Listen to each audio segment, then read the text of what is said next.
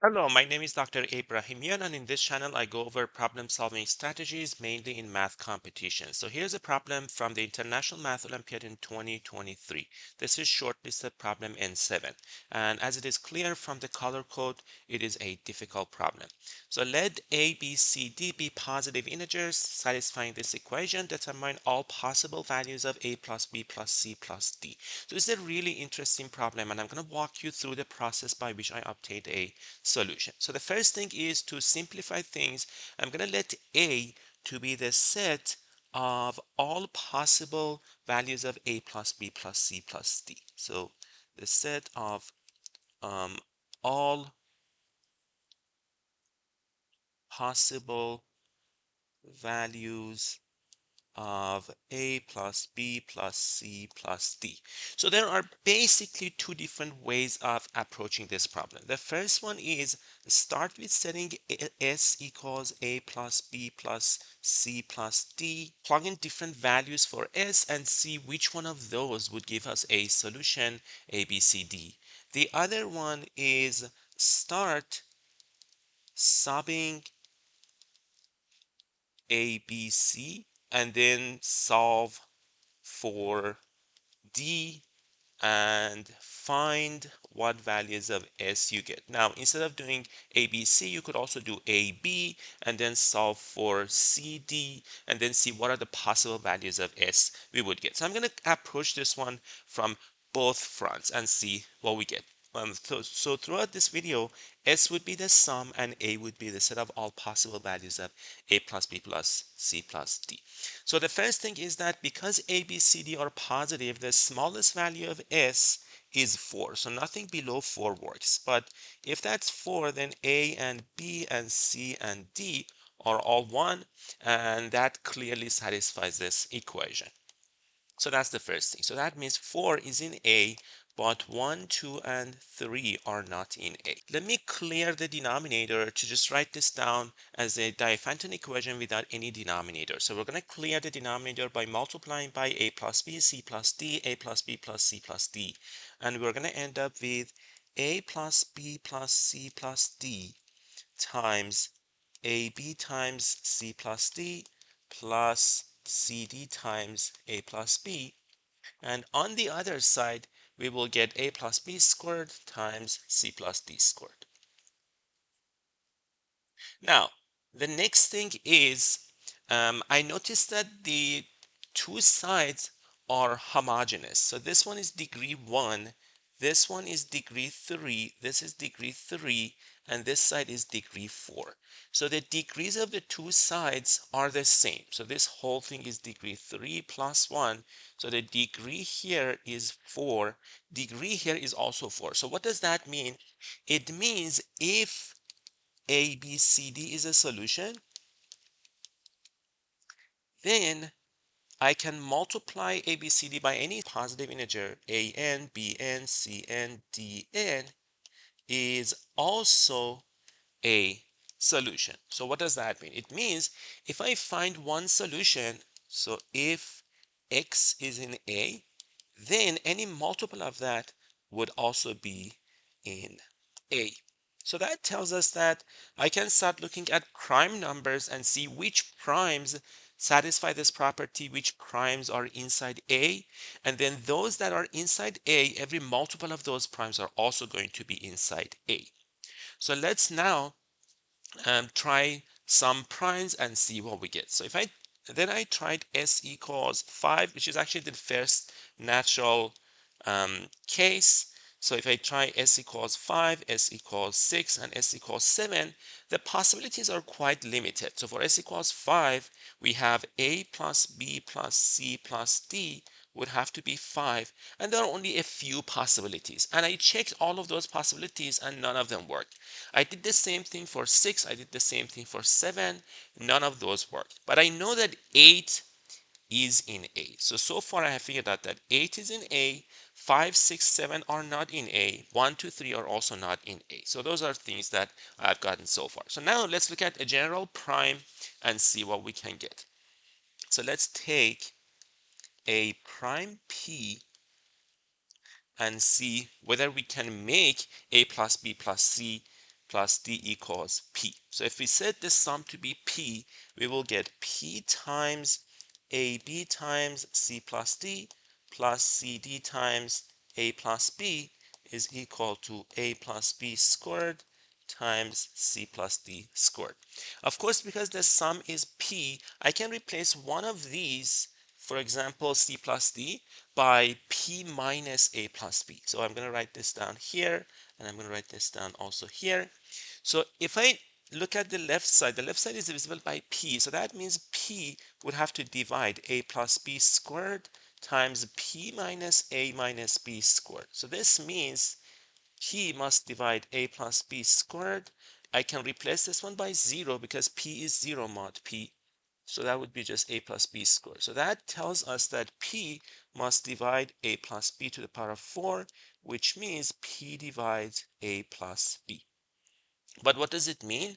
Well, that's not possible because this means A plus B plus C plus D divides A plus B. But this is larger, and that's not possible. So this means no prime is inside A.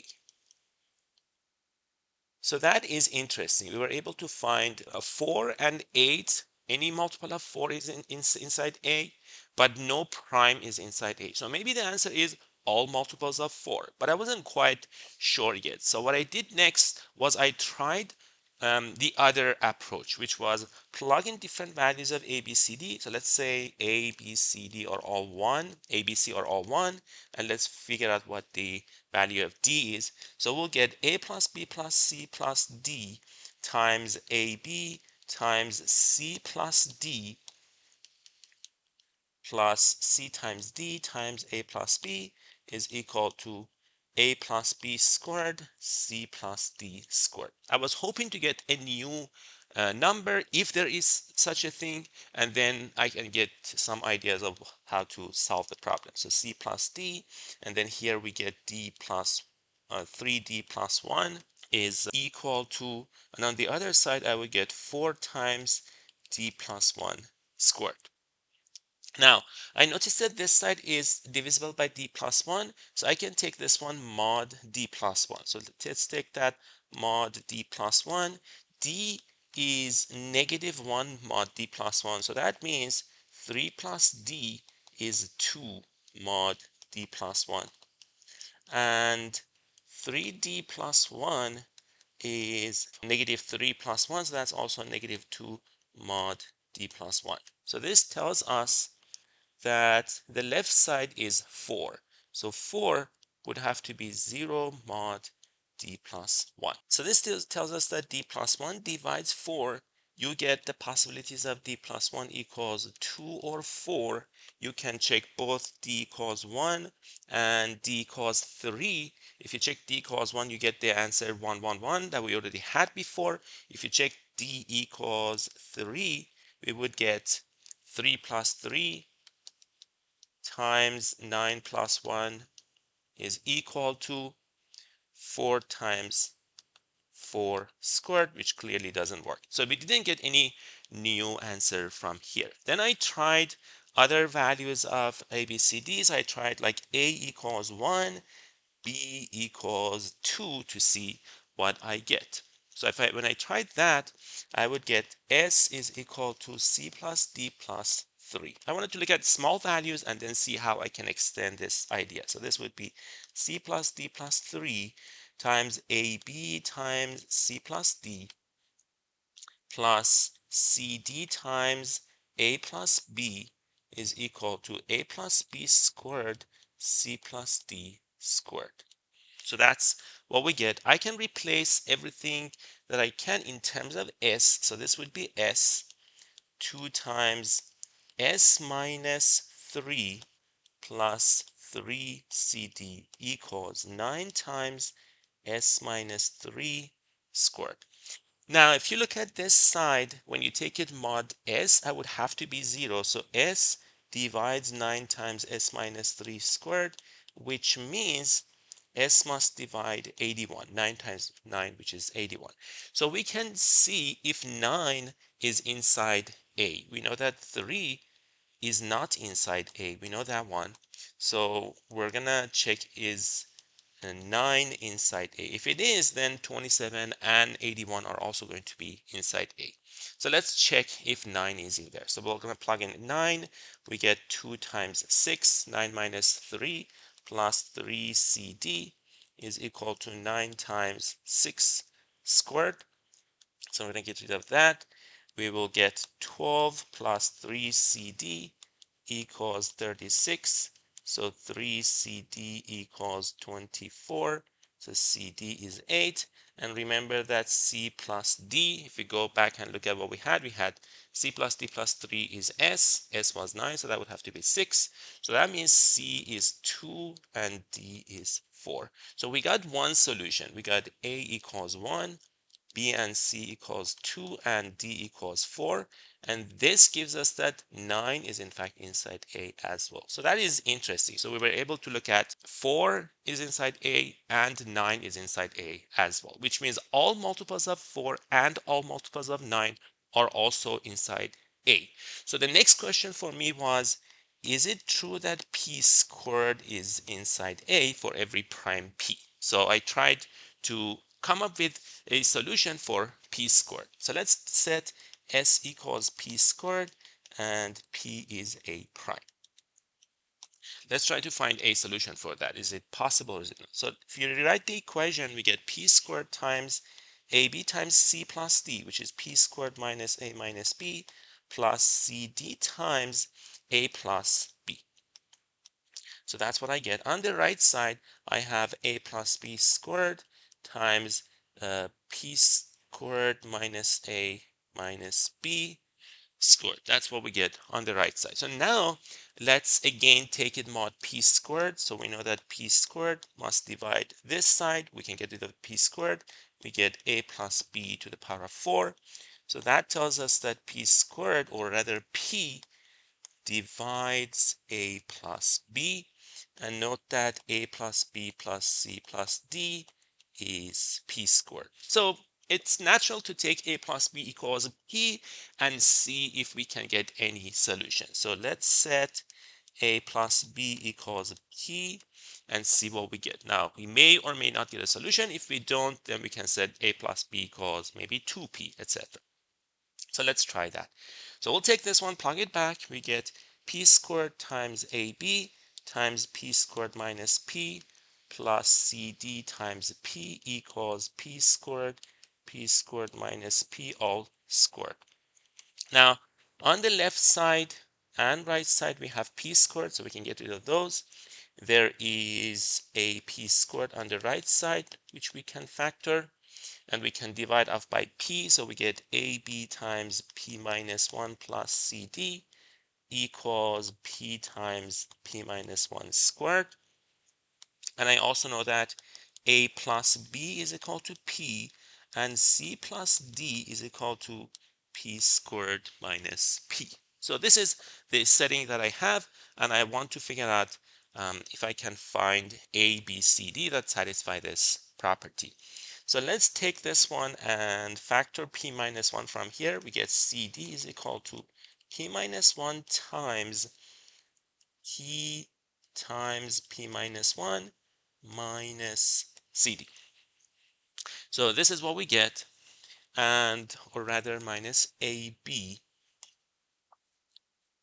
And then this is a little bit of guesswork because there's really no like formal way of getting that.